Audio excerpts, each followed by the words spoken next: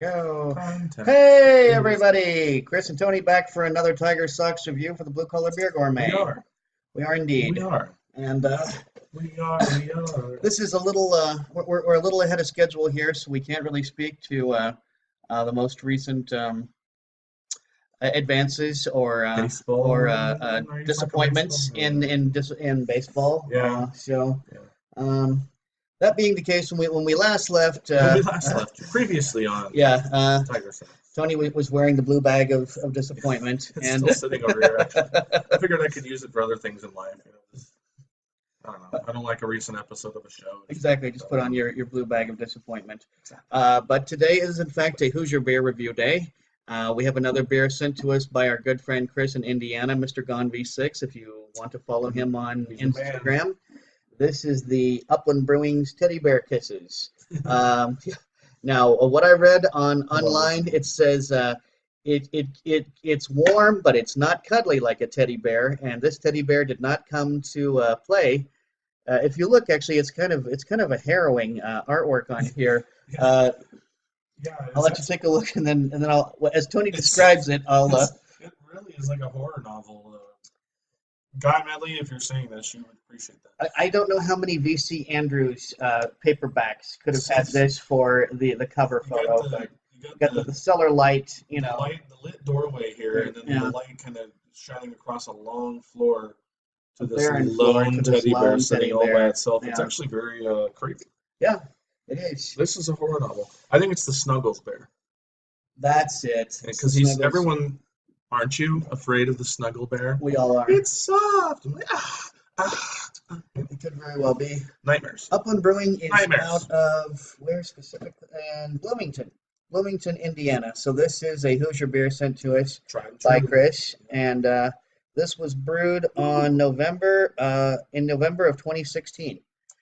Is a Russian Imperial Stout Imperial, we got a big boy aged our on hands. cocoa nibs. So with Cocoa a nibs. 10% ABV, a beer that's 8 months old. That's no big deal at all. Russian Imperial Stouts are known for their high ABV, 10% on this one and 80 IBUs, which is actually kind of high for a stout, And actually. 80 IBU, I was thinking the same thing. I'm like, wow, there's plenty of IPAs out there that don't touch that number. Last time we reviewed a beer from Upland Brewing was the Hop Synth, a sour ale, which Tony can't seem to bring to I mind. can't remember. But it was kind of a bigger bottle. It wasn't like a Is it in full. my garage right now? Probably. That'd be really weird if it was. You know what? You stay put. You talk to the nice Oh, people. no. I'm gonna go see. What? I'll be right back. Okay, it's just me now, ladies and gentlemen. And now I'm gonna pull a coin out of my ear. Dun, dun, dun, dun, dun, dun, dun, dun, dun, let me entertain you. All right. Yeah, I need a haircut. Please don't comment about my ratty hair while Chris goes and looks for a beer bottle. But yeah, thank you, Chris. But Gone V6, Chris Leland, we appreciate all these cool beers. These are beers we just aren't gonna get here, man, in Vegas. We've got plenty of them on the shelves when you go to the bigger stores, but yeah, it's Neil and Haystack. You've all seen my bottle collection, and it's only getting larger each time we sit in the garage. So But we gave the. I said all sorts of we gave terrible Hop things Synth- about you while you were gone. I hope so.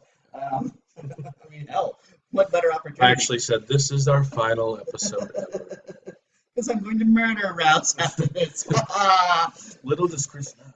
It's really I actually not, secretly replaced his teddy bear kisses with. it's not that difficult to kill a fat guy in this heat. You know, it really is. Just shove him outside, lock the Exactly. door, Go. and drink his beer. See ya. Say, Chris, thank you for the beer. He gets none of it. It's all mine. But the sour ale that we reviewed by them, we gave a 3.25 before. Hats off to them for not only putting the ABV but the brewed. Yes, on thank month. you, Upland Brewing. Yes. We appreciate the thorough information, the attention to details. Just so you know, on Untapped, of 7 of my friends on Untapped reviewed this, their overall score was a 3.86, and that is the exact score of the overall score of everybody who's reviewed this, whether they're my friends or not. That's So, weird. yeah, so it's a 3.86 from those I know and 3.86 from those I don't. So, That's strange. It's so precise right, like exactly. That ended up exactly like that. Yeah. So the Upland Brewing cap is somewhat reminds me of the Hollywood sign. It Hollywood, does. California. That's the Midwestern Hollywood sign. I want to drive. I want to be driving, through Indiana and actually see this on the side of a hill. Just past the corn. There it is. That's what I want to see. All right, let's get to sniffing, pouring, tasting. Sniffing, pouring, tasting. And Tony's I'm going to show before he pours mine. This is from Flagstaff Brewing Company. This is more of those breweries that Tony checked out while he was in Arizona. And I'm going to let him go into details about the Flagstaff Brewing Company and what. The Flagstaff Brewing Company, they're right on Route 66, right behind the train depot in downtown Flagstaff. Of the 4 breweries I went to, of the 6 that exist there, that was my least favorite. I think I told you that was the place that at the time I went in only had 4 beers of theirs on draft. And I guess maybe, we all are a little spoiled by walking into any number of craft bars or breweries and a sea of handles, for us to enjoy. Exactly. This one was kind of odd. It was, there were 4, although I did have their Kolsch and I did really enjoy it. I'm a big fan of Kolsch, and I'm kind of picky when it comes to Kolsch's because I have them on a pedestal, and they actually make a really good Kolsch. I actually was impressed with that. That being said, I do like their glass. I like the the artwork on it. Yeah, pint size beer like your mom used to make. Beer, I wish, Mom, make any beer for us. You open up your lunchbox and open up your thermostat. Definitely. Oh, cool! Mom got me beer. Mom's homebrew. Yeah, just like Mom used to. Cherry pie lager. Historic Brewing came highly recommended to me by Katie, our good friend at Tenaya Creek Brewery, and it did not disappoint at all. In fact, it was my favorite of the 4 that I went to. It was a close finish, but it was my favorite. Awesome beer. I had a flight there of 6 beers. Can't get into that because of time restraints, but I would recommend Historic. If you only had time for one, I would recommend Historic in Flagstaff. Yeah.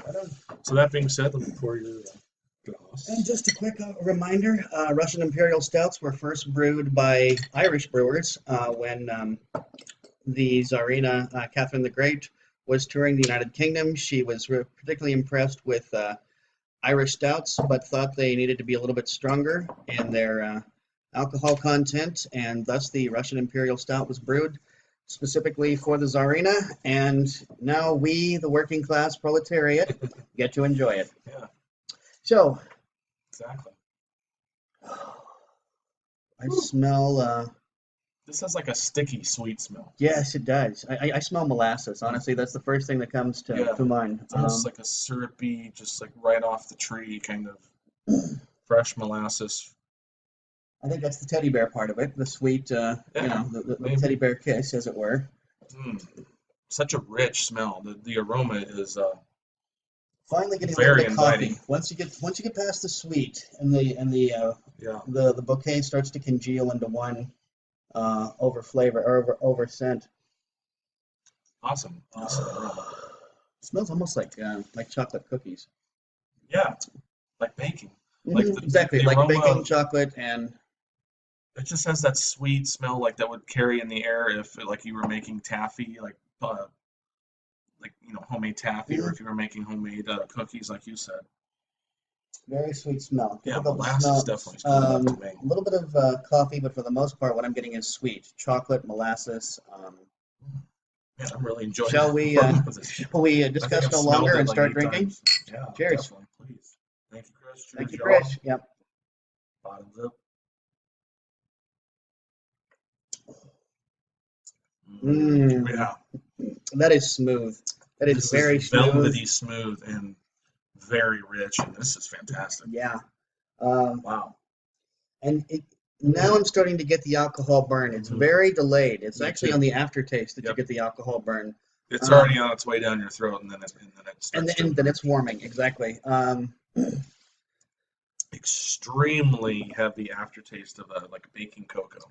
This is maybe one you could. Our friend Brian at Tenaya Creek described a barley wine in a can that I wasn't crazy about from 21st Amendment, but he said he liked it a lot. He thought it was a perfect ski lift beer. Oh yeah, one that you could drink on the way up the ski lift. Yeah. I'd say this is because that can I want to say was it was an 8-ounce can. Yeah. It was a little that being the case, this would be a perfect one to share with somebody. Just handing it back and forth. Drinking it bohemian style on your way up the lift because.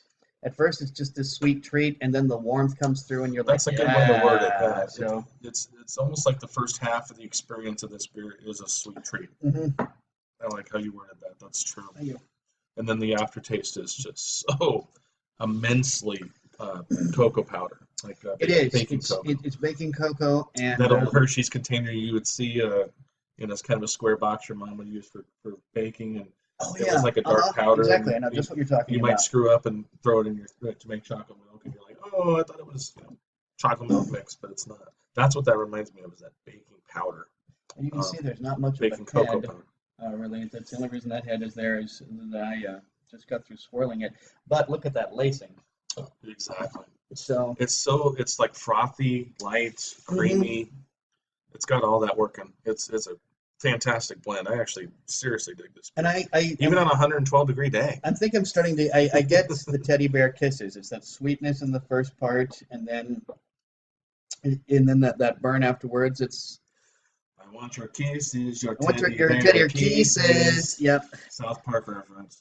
Okay. We throw in the inside jokes for once in a while. Awesome beer. I mean, I got to go over 4 on this one. I just think as far as Russian Imperials go, this is so pretty smooth. stellar. I mean, it's silky, yeah, and velvety. Honestly, I gotta say, the more I drink,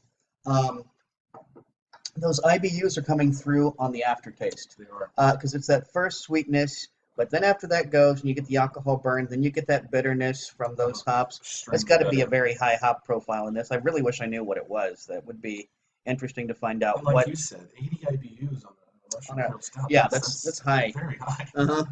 And but it works. It does. Somehow it works. It's just You're not tasting anything floral here. You're not getting like the bud of a hop. No, I wouldn't call this an IPA sort of bitterness, but there is a bitterness that exists. I think the aftertaste is what really, to me, is the triumph of this beer. It's so immense. I mean, it's just like, it feels like there's still beer in your mouth, like you haven't even actually swallowed the beer yet. Because the aftertaste is so like, hello, I'm not going anywhere. Chewy and, it's alive. So yeah, good beer. I would probably go 4.25. 4.25, yeah, I would do probably the same. And toffee is honestly, now the more I drink it, the more I get it, the more I'm like, okay, that's what I'm getting is